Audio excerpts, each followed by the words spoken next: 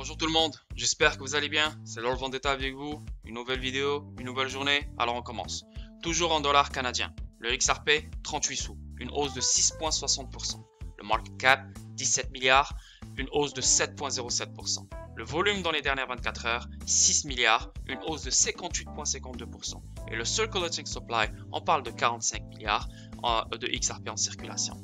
Le market cap de la crypto au complet, c'est 1 trilliard 344 milliards. Et le volume dans les dernières 24 heures, c'est 177 milliards. Et la BTC Dominance, on parle de 65,2%. Elle n'arrête pas de baisser. Ok? Donc, aujourd'hui, je veux parler de partenariat, interopérabilité et devise relais neutre, la clé du succès des CBDC. Et bien sûr, je vais parler de la connexion avec la Banque centrale du Canada et quelques banques canadiennes, la connexion qu'ils ont avec Ripple et la connexion qu'ils ont avec XRP, comme quoi ils ont testé XRP. Je suis au Canada, j'habite à Montréal, je suis sûr et certain qu'il y a des gens qui ne connaissent pas cette connexion, donc je vais essayer de l'établir sur cette vidéo. Ok? Donc, partenariat, interopérabilité et devise relais neutre, la clé du succès des CBDC. CBDC, c'est quoi? C'est Central Bank Digital Currency. Donc, chaque banque centrale dans chaque pays, éventuellement dans le futur, elle va créer sa propre digital currency. Ok? Donc, l'année à venir promet une accélération continue de l'innovation crypto. Dans ce contexte, l'évolution des monnaies numériques de la Banque centrale CBDC jouera un rôle important dans la transformation des paiements à l'échelle mondiale et dans la préservation de la trajectoire positive globale du secteur. Les CBDC sont inévitables. C'est comme l'argent, elle évolue. Avant, c'était, on faisait des échanges, tu as du sel, j'ai des tomates, on fait un échange. Après, c'est devenu des pièces d'or, etc., etc., etc. Après, il y a eu le papier. Maintenant, c'est digital. Là, maintenant, l'argent, elle vient d'évoluer. C'est digital money. C'est comme ça, ok? Donc, la clé de tout cela sera la manière dont les banques centrales aborderont l'interopérabilité et les réglementations pour ces CBDC. Un réseau de monnaies fiduciaires numériques diverses mais interopérables aidera à surmonter le système actuel des jardins financiers clos spécifiques à chaque pays, qui entravent les paiements transfrontaliers, le commerce électronique mondial et les efforts d'inclusion financière. On parle de XRP Ledger, on parle de XRP, le Bridge Currency, non? Donc, on continue. Les conversations existantes sur les CBDC sont devenues encore plus urgentes, ok? Cette année pour un certain nombre de raisons, notamment la baisse de l'utilisation des espèces liées à la pandémie. Donc, ce qu'on est en train de vivre, ce qu'on a vécu en 2020, ce qu'on est en train de vivre maintenant, c'est une des raisons pour accélérer tout ça. Maintenant, regardez, dès que la pandémie est venue, voilà, c'est cashless society. On va plus utiliser le cash parce que le cash, il détient le virus, etc. Blablabla. Donc, rien n'arrive pour rien. C'est un agenda.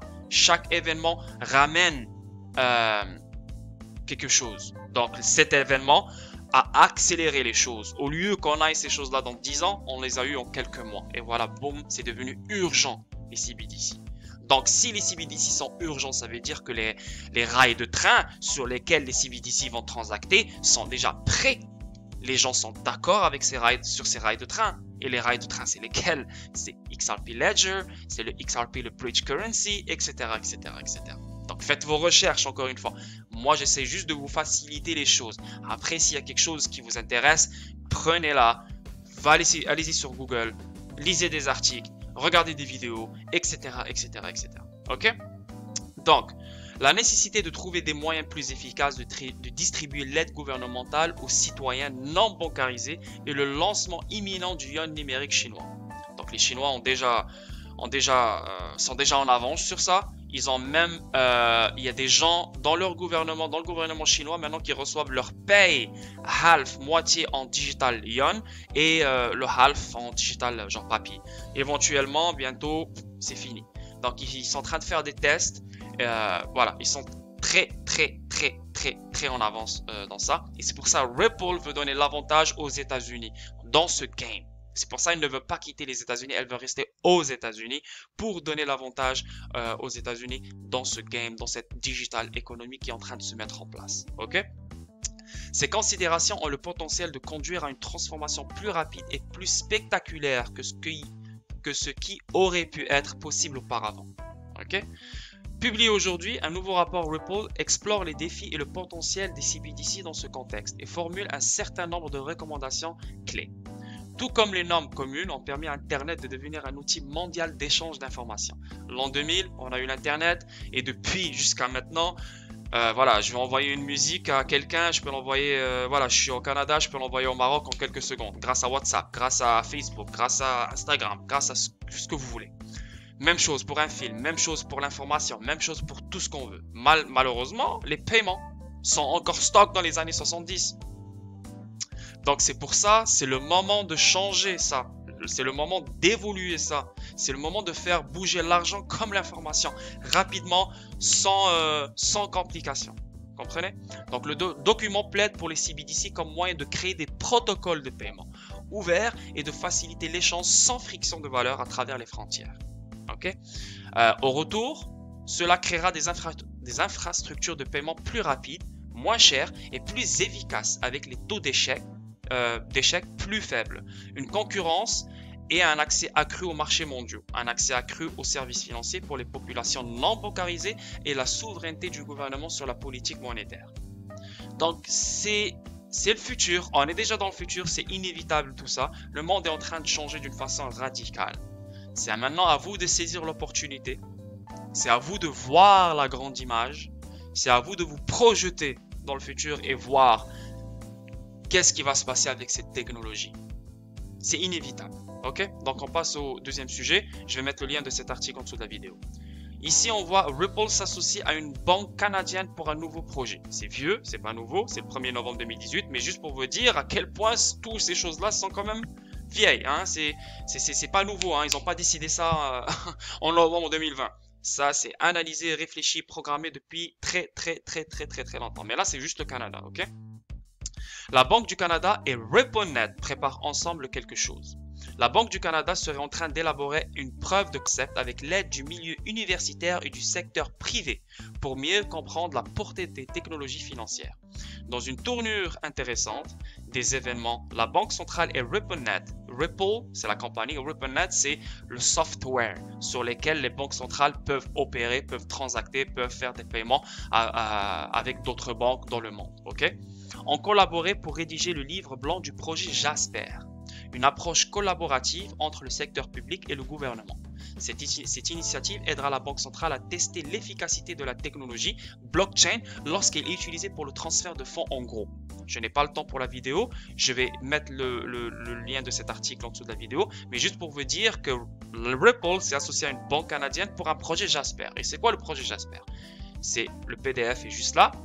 Donc on voit exactement projet Jasper, a Canadian experiment with distributed ledger technology for domestic interbank payment settlements.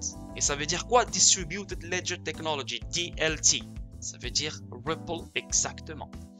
Donc si on descend en bas, cette petite partie, je l'ai traduite en français, donc on peut lire ici. Projet Jasper est une initiative de recherche collaborative de Paiement Canada, la Banque du Canada, le Consortium d'innovation financière, R3 et un certain nombre des institutions financières canadiennes pour comprendre comment la technologie des grands livres distribués DLT pourrait transformer l'avenir des paiements du Canada. Ok? L'avenir des paiements du Canada. Donc on est là. C'était en 2018 tout ça. Là, on est en 2021, 3 ans après. Le projet a été lancé en mars 2016. Ça fait 5 ans, presque 5 ans. Et depuis lors, 2 phases d'exploration de l'utilisation de DLT pour le règlement des paiements interbancaires de gros ont été achevées. Ce document décrit les résultats du projet à ce jour. Depuis le début, l'équipe du projet a eu l'occasion d'explorer et de comparer 2 des plateformes DLT, Ripple, distinctes pour le cas d'utilisation choisie, une plateforme Ethereum et une plateforme R3 Corda, tout en développant certaines des principales fonctionnalités des systèmes de règlement interbancaire de gros aujourd'hui.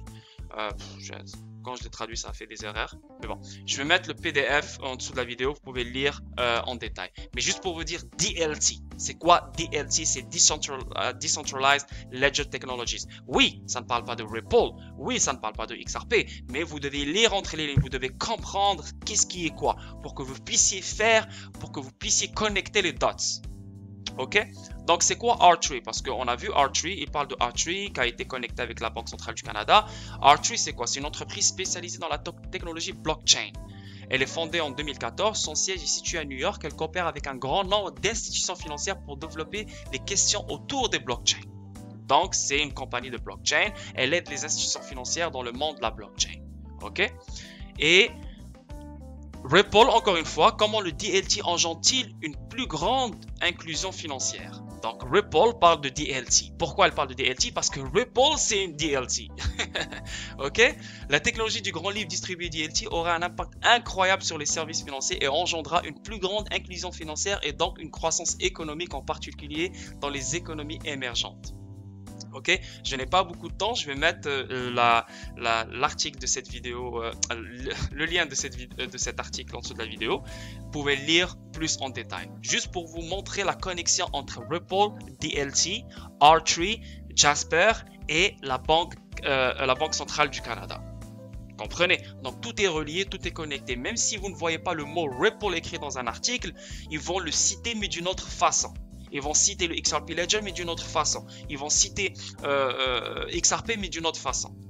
C'est comme ça, ces gens-là, c'est comme ça qu'ils opèrent. DLT c'est quoi? Decentralized Ledger Technologies. Ripple, XRP Ledger c'est un Decentralized Ledger Technology. That's it, that's all. C'est un ledger universel qui sera interopérable avec tous les blockchains, tous les ledgers qui existent dans le monde. C'est exactement ça. Et c'est sur lequel les CBDCs vont transacter et rouler. Ok?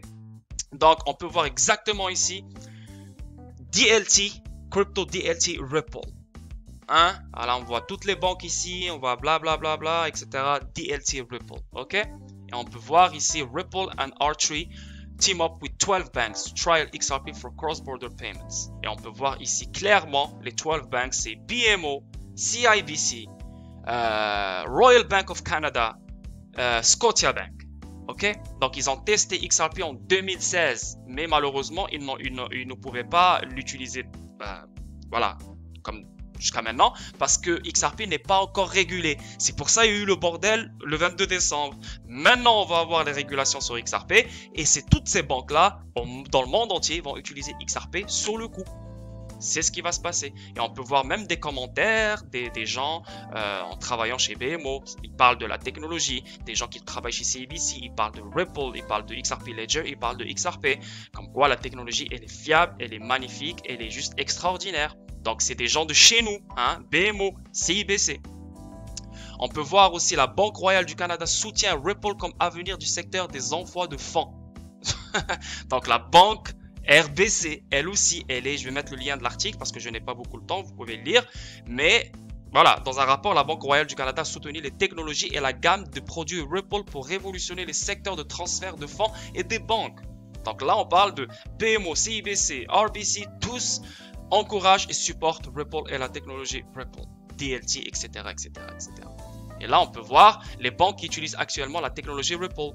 Et voilà, on peut voir une armée de banques, Accenture, etc. Regardez, regardez, regardez.